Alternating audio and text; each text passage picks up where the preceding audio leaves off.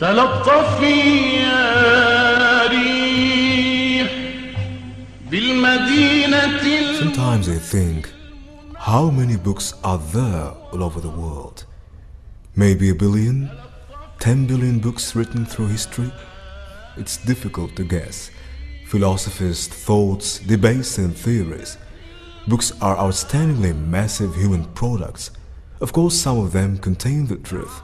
I'm not even sure till now if that really exists. I mean the complete truth, the absolute truth. What I know for sure that this simply can hardly come from another man. What is the source of the Quran? El milagro del Corán, un libro de milagros científicos. Look around. Think with your own minds, logically, without being biased. There are only 3 alternatives. If we falsify 2 of them, then we are proving the 3rd. Either the Quran is a revelation from God, or a revelation from Satan, the devil, or authored by a human being, whether Prophet Muhammad or someone else.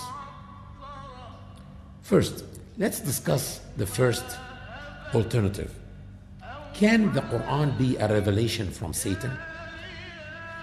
Had Satan write the Quran or reveal the Quran to Prophet Muhammad, he would have not cursed himself in every other page. He would not ask people to say the truth and be merciful and kind to their neighbors and kind to their parents. I think he would have told people to tell lies and fornicate and steal. It is among the Islamic traditions and the instructions of Prophet Muhammad to ask refuge with Allah from Satan, the cursed Satan. So it cannot be from Satan.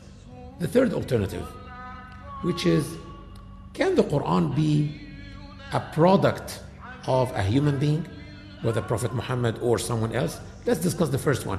Can it be a product of Prophet Muhammad? Can he be the author of the Quran? If you think about it, Prophet Muhammad was an Arab who was sent in the beginning to the Arabs with an Arabic Quran. Why would he intimidate the Arabs by naming one long chapter of the Quran after a Jewess, an Israelite, Mary, the mother of Jesus, son of Mary, peace be upon him? He could have named it Khadijah, after his beloved wife, or Fatima, after his beloved daughter. Who can tell me few verses from the chapter Khadijah or Fatima or Amina, his mother? No one, because there is any chapter in the Quran named after any even Arab woman. And if this Quran was the innovation of him, I mean Prophet Muhammad, peace and blessings upon him, as some have claimed, then he would have made mistakes, or he would even be disabled, or even just ignored and disregarded all or most of these scientific facts. It's quite amazing.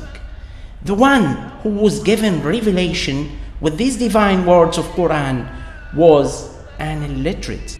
Also, there are many verses in the Quran that are disciplining Prophet Muhammad himself. One whole chapter is called Abasa, which means he frowned. And it's about an incident that happened, that Prophet Muhammad, peace be upon him, was in an important meeting with the leaders of Quraysh, his biggest enemy, the tribe of Quraysh, trying to convince them to live peacefully with Muslims and to accept this new religion and to abstain from worshipping the idols and to abstain from discriminating against women and slaves. So it was an important meeting, and one of his companions heard his voice, and he was a blind man. So he came to Prophet Muhammad telling him, "O Prophet of Allah, give me an advice." So when the Prophet saw him, he felt like it's not time for this. So the Prophet frowned and he turned his face and he kept talking to the leaders of Quraysh And the man understood that he is in an important meeting and he left. That's all. If you think about it, you don't find that the Prophet did anything wrong. But the verses descended on him from heaven saying, عبس وتولى أن جاءه الأعمى وما يدريك لعله يزكى أو يذكر فتنفعه الذكرى. Nay, this is a reminder. Don't you ever do this again. And actually, if you think about it, the man was blind. He never even knew that the Prophet frowned except from the Quran. The Prophet even never meant to hurt his feelings. And his feelings were not even hurt. Maybe if it was up to Muhammad, I think it would be logical when he corrects himself for something that everybody thought was wrong, something that caused a problem. At that point, he would amend it and say this is the divine correction. That makes sense. But why would he do that about something that no one considered as wrong? Something that nobody even saw happening. How can he say so about himself? How can he be disciplining himself like that? Also take into consideration that his name was not mentioned in the Quran except 5 times.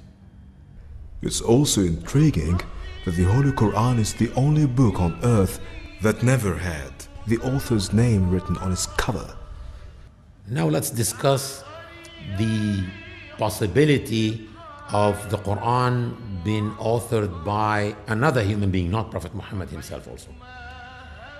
No human being can be the author of the Quran for so many reasons. Number one, the Quran predicted future events.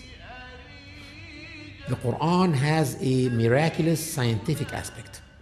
The Quran has a miraculous linguistic aspect. And the Quran has a miraculous legislative aspect. Let's talk about the first one, predicting future events. There are events in the Quran like the Romans being able to regain their land and defeat the Persians after being defeated. There's a whole chapter in the Quran called the Romans, and it starts like that. The Romans has been defeated, but very soon they will be victorious. It's like saying today that the USSR, the Soviet Union, will come back within very few years, and defeat the United States of America. If anyone says so now, people will say that it's crazy. At that time, the Roman Empire was collapsing. They were losing their territories to the Persians. Egypt was invaded by the Persians, and most of the territories ruled by the Roman Empire. At that time, the verses of the Quran were descending on Prophet Muhammad, saying and challenging people by saying the Romans are defeated, but within few years they will be victorious. I think this proves easily that it is not his own handiwork. ستحمل